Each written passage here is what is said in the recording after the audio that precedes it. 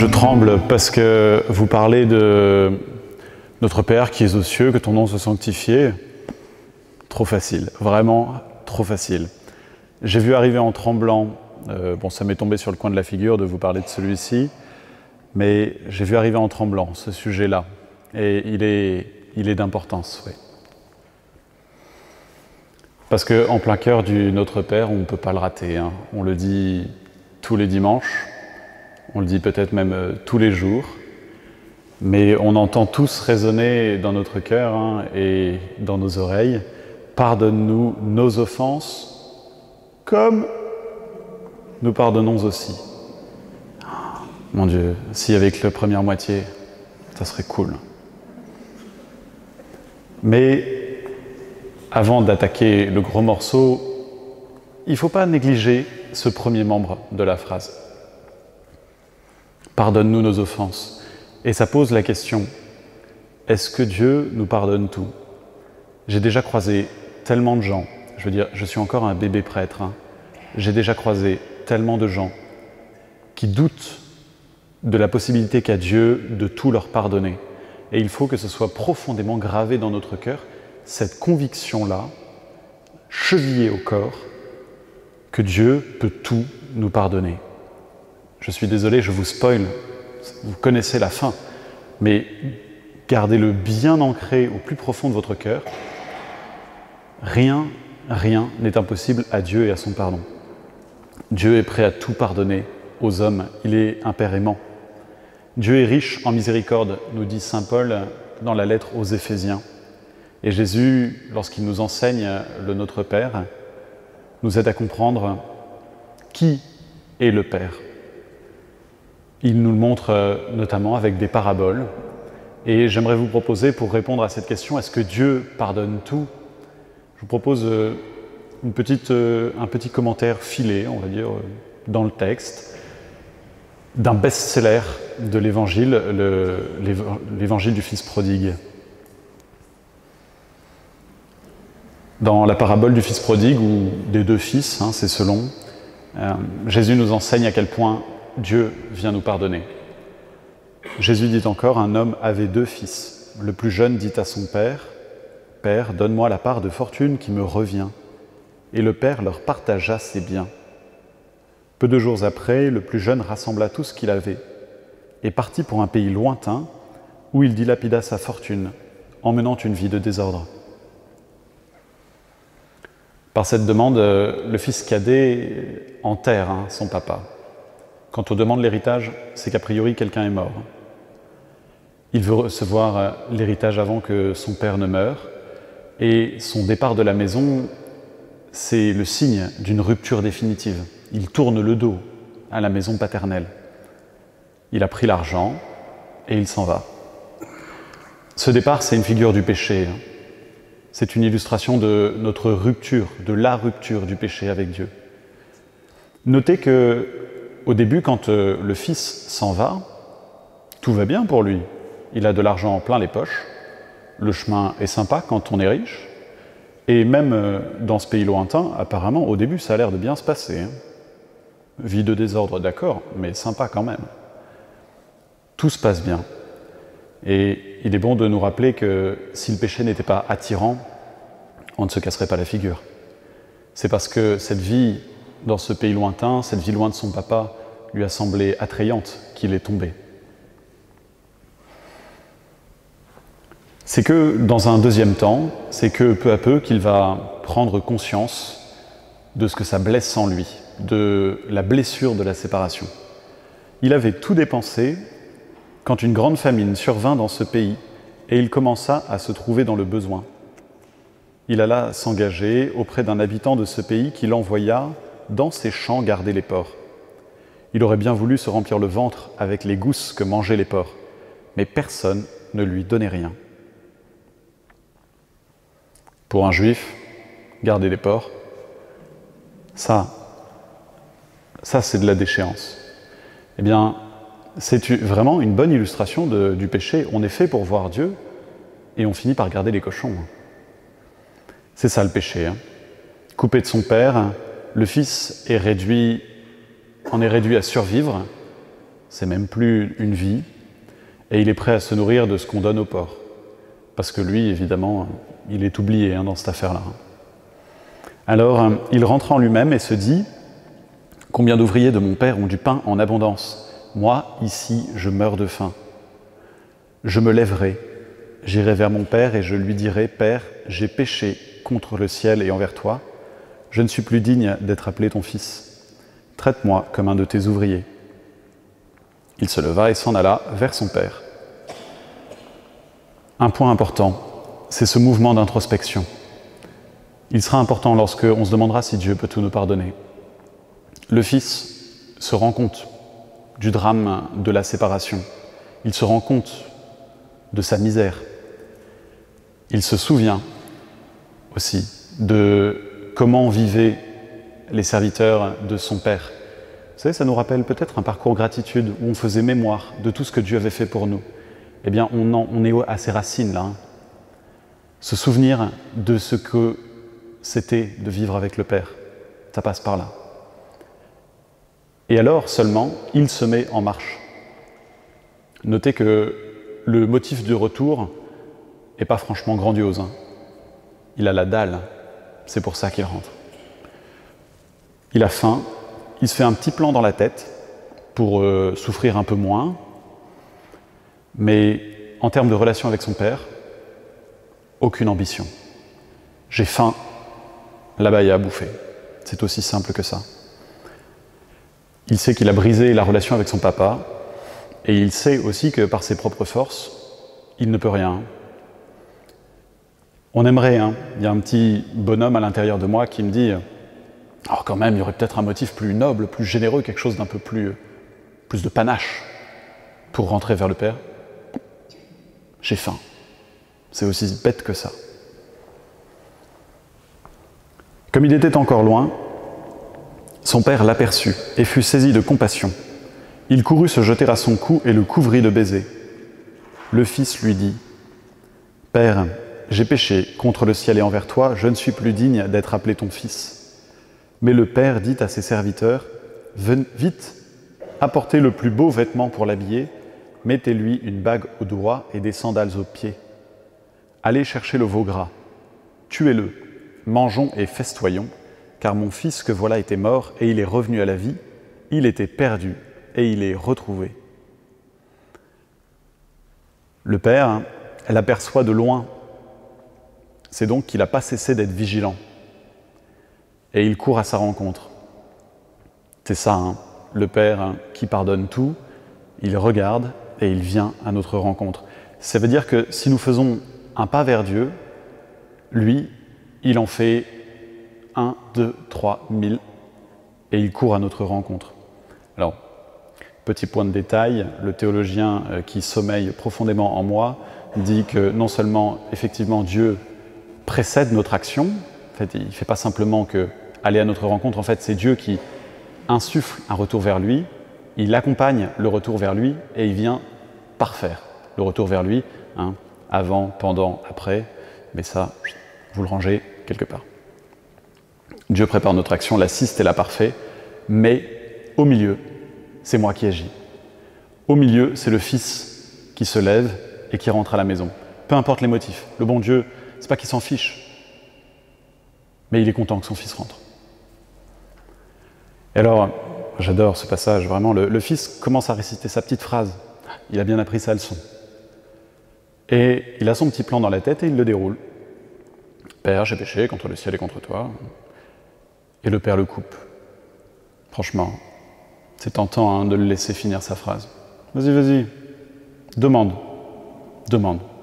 Je vais te montrer à quel point je suis génial et généreux. » Et non, le Père le coupe dans sa tirade, un peu comme pour lui dire « Mais peu importe les motifs pour lesquels tu te ramènes, en fait, ça crève les yeux que tu as faim. Ça crève les yeux que tu ne reviens pas parce que tu m'aimes, mais parce que tu as la dalle. » Je veux dire, quand on a passé du temps à garder les porcs dans un pays lointain, qu'on est revenu, à mon avis, il n'a pas pris la première classe pour rentrer, ça doit se voir, qui ne cherche pas simplement à rentrer dans les bonnes grâces. Il a faim. Dieu nous pardonne, même si nous n'avons pas au premier abord les bons motifs de retour à lui. Et là, c'est une chose aussi qui me touche beaucoup. Le pardon du Père, il marche parce que le Fils accepte d'être pardonné, parce que le Fils accepte d'être rétabli dans sa dignité, parce qu'il ne fait pas d'obstacle à la volonté de son Père sur lui. Il n'est pas là à lui dire « Attends, papa, t'es gentil, j'avais prévu un truc vachement bien. » Non, non. Il laisse faire son papa. De même, voilà, le Père le coupe et il laisse faire. Alors, peut-être que il vous est arrivé, il nous est peut-être tous arrivé à un moment plus ou moins fort, mais de nous dire « Mais est-ce que ça, Seigneur, j'ose même plus lever les yeux sur toi, j'ose plus prier après ça. Seigneur, j'ai fait du mal à la personne que j'aimais. C'est la personne que je devais protéger et je lui ai fait du mal. Seigneur, j'ai fait ça, ça, ça et ça. » Et on n'ose plus lever les yeux. Gardons bien profondément ancré dans notre cœur que Dieu pardonne à qui se repent. Parce qu'on ne se réduit jamais, jamais à nos actes. Évidemment qu'ils ont une importance sur nous et qu'ils façonnent notre âme. Mais on ne se réduit jamais, jamais à nos actions, aussi graves soient-elles. C'est ce que nous enseigne le dialogue de Jésus avec celui qu'on appelle le bon larron. L'un des malfaiteurs, suspendu en croix, l'injuriait. « N'es-tu pas le Christ ? Sauve-toi toi-même, et nous aussi. » Mais l'autre lui fit de vifs reproches. « Tu ne crains donc pas un Dieu ? Tu es pourtant un condamné, toi aussi. Et puis, pour nous, c'est juste. Après ce que nous avons fait, nous avons ce que nous méritons. Mais lui, il n'a rien fait de mal. » Et il disait, « Jésus, souviens-toi de moi quand tu viendras dans ton royaume. » Jésus lui déclara, « Amen, je te le dis, aujourd'hui, avec moi, tu seras dans le paradis. » Une des clés pour comprendre ce passage, et surtout ce revirement, je veux dire, cet homme-là, pour être condamné à mort, il avait quand même dû en faire un paquet. Mais cet homme, ce bon larron, il estime que sa condamnation est juste et il se présente humblement devant Dieu. Il reconnaît sa pauvreté, sa misère. Il reconnaît qu'il a besoin d'être sauvé. C'est une clé. C'est d'une importance capitale pour notre vie spirituelle. Et là, on rejoint ce que l'on a vu, cette introspection chez le fils prodigue. Son motif de retour, vous vous en souvenez, était un peu bancal. Mais il a pris conscience de sa misère. Imaginez si le fils cadet, au milieu des cochons, assis par terre, s'était drapé dans son amour-propre, à défaut d'autre chose, parce que j'ai plus que ça, plutôt crever que de revenir humilié devant mon père. Ne considérons pas cette option-là comme quelque chose... Mais non, voyons, j'ai vu, moi, Père Augustin, j'ai vu des cœurs durs comme ça. Ça existe. Alors, ça prend rarement la parole en public sur ces questions-là. Mais je vous assure, on voit des cœurs qui se drapent, qui sont là par terre en train d'agoniser, qui disent « mais plutôt crever que d'appeler à l'aide ». Ça va pas tarder. Prendre conscience qu'il manque quelque chose dans ma vie, quand il n'y a pas Dieu. Prendre conscience qu'il manque quelque chose dans ma vie quand il n'y a pas Dieu, même si je ne cherche pas encore Dieu lui-même, pour lui-même, même si je cherche seulement ces cadeaux, ces sucreries, on va dire, c'est déjà cherché. Même si je reviens vers mon Père parce que j'ai faim, c'est déjà ça. Allez, c'est déjà un pas de fait. Et il est là, à surveiller depuis la maison, prêt à faire le premier pas. Dès que je serai à l'horizon, il courra à ma rencontre. Alors, warning. Que Dieu pardonne tout ne doit surtout pas nous faire croire que le bon Dieu est un abominable laxiste. Nos actes, je vous l'ai dit, nous façonnent. Et celui qui s'est opposé à Dieu toute sa vie, il ne peut pas facilement se retourner et dire « Au fait, Seigneur, c'est bon, c'était une erreur de jeunesse. Pendant 80 ans, c'est long. » Non, non. Nos actes nous façonnent. La demande de pardon que l'on adresse au Père, elle exige que l'on reconnaisse notre misère, qu'on le reconnaisse notre péché, Quand on va voir un médecin, c'est qu'on est malade. Vous imaginez un peu cette visite ubuesque. Docteur, comment allez-vous aujourd'hui? Ben non, on va chez le médecin parce que ça ne va pas. Et on va dire au médecin où est-ce qu'on a mal. Aller voir le Christ sans lui dire ce qui va mal dans notre vie, peut-être qu'on loupe quelque chose, alors qu'il est celui qui est venu guérir. D'ailleurs, c'est le sens de cet échange, on l'a entendu je crois dimanche, c'était ce dimanche, un échange de Jésus avec les pharisiens. J'ai pas mis la ref, Jean chapitre 9. Parmi les pharisiens, ceux qui étaient avec lui, entendirent ces paroles et lui dirent « Serions-nous aveugles nous aussi ?» Vous situez le passage dans l'évangile de l'aveugle-né, à la fin. « Si vous étiez aveugles, vous n'auriez pas de péché. Mais du moment que vous dites « Nous voyons », votre péché demeure. » Et toc. La faute des pharisiens, c'est pas tant d'être aveugle. En fait, je crois même que c'est notre lot à tous, ici-bas. On a tous un peu. On est tous un peu aveuglés sur notre propre condition, sur notre propre misère. Je crois que le péché des pharisiens, c'est de manquer de clairvoyance, c'est de dire « on n'a pas de péché, nous ». Vous savez, comme ce pharisien qui dit « mais je ne suis pas comme ce publicain ». Je crois que c'est ça, le péché contre l'esprit dont Jésus nous dit qu'il n'y a pas de rémission possible. En Matthieu, chapitre 12, verset 31, il y a un péché pour lequel je dis de ne pas prier, le péché contre l'esprit. C'est l'acte de celui qui ne se reconnaît pas pécheur, de celui qui revendique un droit de persévérer dans sa misère et dans son péché. Je crois que c'est ça. Quand vous dites « nous voyons », votre péché demeure. En fait, la seule limite à la miséricorde de Dieu, c'est un cœur qui se ferme volontairement à son amour. Dieu ne cesse pas d'appeler l'homme à la conversion, et si l'homme entend cet appel et y répond, Dieu l'assiste. Du plus profond de ma misère, même quand vraiment j'ose plus lever les yeux vers le ciel, si je commence de la fine pointe de mon âme, le peu qui reste de lumière, si je le tends vers lui, il répond. Il répondra à l'appel. Et il attrapera le peu que je lui tends, la petite main frêle que je lui tends, il la rattrapera.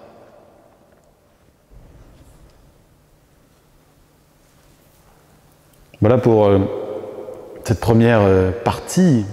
Est-ce que Dieu pardonne tout? Déjà, on en prend tous un peu pour notre grade.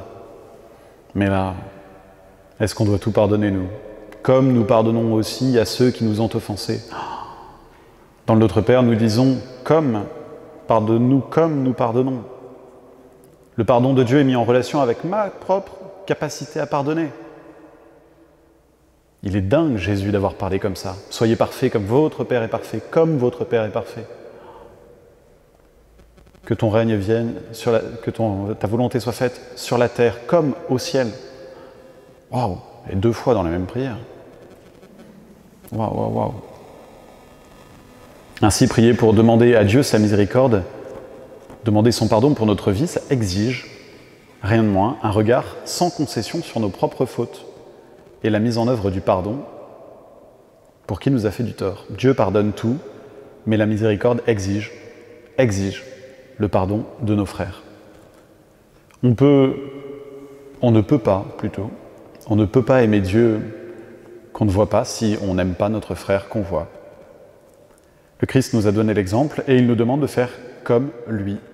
Vous avez appris qu'il a été dit, Matthieu 5, vous avez appris qu'il a été dit « Tu aimeras ton prochain et tu haïras ton ennemi ».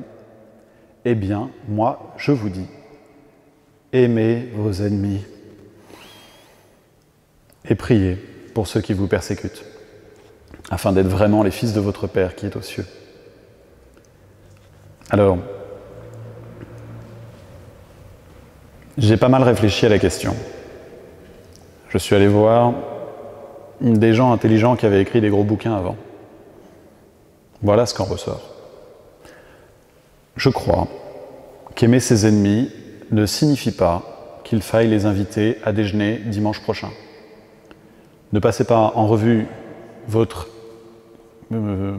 application contact ou votre petit agenda pour trouver un créneau pour inviter Gertrude que vous ne supportez pas. Je ne crois pas qu'il faille organiser des vacances avec ce couple de voisins insupportables. Par contre, je crois que ce premier enseignement que nous enseigne, le premier enseignement de Jésus à ce propos, c'est de veiller à ne pas exclure de notre prière ceux qui nous ont fait du tort et que nous ne supportons pas. Évidemment que, surtout entre nous, enfin, on est cathos, on n'a pas d'ennemis, mais des gens qu'on supporte moins, il y en a. Il y en a, même quand on est curé, ou prêtre en général. Mais gardons bien à l'esprit que déjà de veiller à prier, continuer à prier, ne pas exclure de notre prière. Il est possible, ça serait possible de dire « Seigneur, je te prie pour toute la paroisse, mais pas pour Gudule, qui vraiment me pèse. » Ah, c'est dur, merci Gudule. Hein. Ça, c'est possible de le dire. C'est pas bon, hein. Faut pas le faire. Hein. Ne pas leur souhaiter du mal, ne pas nous réjouir des tuiles qui leur tombent sur la figure, je crois que c'est un vrai pas, et pas un petit pas. Hein. Je crois que c'est vraiment un pas significatif dans l'amour des ennemis. Il y a un autre dessin de Sampé, j'ai dû en parler déjà. On voit un petit bonhomme assis sur un prie-dieu dans une église immense parisienne. Comme d'habitude, les dessins de Sampé, c'est toujours dans d'immenses églises parisiennes. Seigneur, j'ai pardonné à tous ceux qui m'ont fait du tort, mais j'ai la liste. Je crois, hein. À la limite, s'il ne leur veut pas de mal, c'est déjà ça. Aimer nos ennemis, cela signifie qu'il faut veiller à ne pas entretenir cette haine, ne pas la cultiver, ne pas entretenir de rancune. Et on sait, on a tous expérimenté un peu, beaucoup passionnément, à la folie, pas du tout, que c'est une pente glissante. Ne pas les exclure de notre prière. Je le disais, ne pas exclure telle personne pour qui j'ai moins d'affection. Ça passe aussi par ne pas se réjouir d'un malheur qui pourrait arriver à ces personnes. Et c'est difficile, hein. Intérieurement, il y a un petit bonhomme qui sautille et qui dit « Wouhou !» Et non, celui-là, il faut le faire taire. Que l'on témoigne effectivement de la charité, de l'amour pour nos ennemis, leur offrir des cadeaux, les inviter pour le café, partir en vacances avec eux, je crois, n'est pas une obligation de vie chrétienne. Ne me jetez pas de cailloux tout de suite. Je crois que c'est une obligation pour une vie parfaite, pour la vie à laquelle on est appelé, mais je crois que le bon Dieu n'exige pas de tous, indifféremment, ce niveau-là de charité. Ce genre de pardon, ce genre d'amour des ennemis relève, d'après saint Thomas d'Aquin, de la perfection de la charité. C'est le niveau du dessus, si je puis dire. Mais on est tous appelés au niveau du dessus. Par contre, ça c'est certain. Hein. J'en suis convaincu, c'est parce que Thomas le dit aussi. Hein. On est tous appelés au niveau du dessus. Ça veut dire, bon, le niveau moyen, où on roule à peu près tous, pour le dimanche, eh ben, ça va. Si on les invite pas à prendre le café, ça va, ça passe. Mais on sait qu'il faudra aller un peu plus loin. Je termine quand même là-dessus. Il faut inclure dans le pardon de nos ennemis aussi cette parole du livre des Proverbes, chapitre 25, verset 21. Je vous donne la ref parce que vous ne l'avez pas dans votre carnet, celle-là. Proverbes 25, 21. Si ton ennemi a faim, donne-lui du pain à manger. S'il a soif, donne-lui de l'eau à boire. Je crois que ça passe vraiment par là. Hein. Je vous laisserai décliner à l'infini. S'il a besoin d'une perceuse ou d'une bêche pour retourner son jardin, est-ce que je lui prête? C'est moins important que du pain ou de la farine, mais est-ce que je prête ma perceuse? Le premier enjeu, c'est surtout de ne pas nous laisser vaincre par la haine, par le mal. Et ça, c'est nécessaire de tout chrétien. On n'est pas au niveau de la perfection, là. On est au niveau chrétien de base. Voilà. Et là-dessus, on est vraiment dans le même bateau. Hein. Mais la perfection de la vie chrétienne nous appelle à un niveau de plus. On ne peut pas se contenter de ce niveau-là. C'est exactement ce que nous enseigne la rencontre de Jésus avec le jeune homme riche. Le jeune homme riche, il fait tout ce qu'il faut, hein. C'est un bon cateau, hein.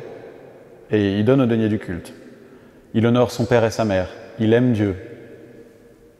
Enfin, si c'était moyen ce qu'il faisait, Jésus ne poserait pas son regard sur lui et ne l'aimerait pas. Il lui dirait bah, « c'est cool, mais il manque un truc ». Non, c'est bien. Jésus pose son regard sur lui et l'aime. Ce qu'il fait est vraiment bon, il ne mène pas une vie au rabais.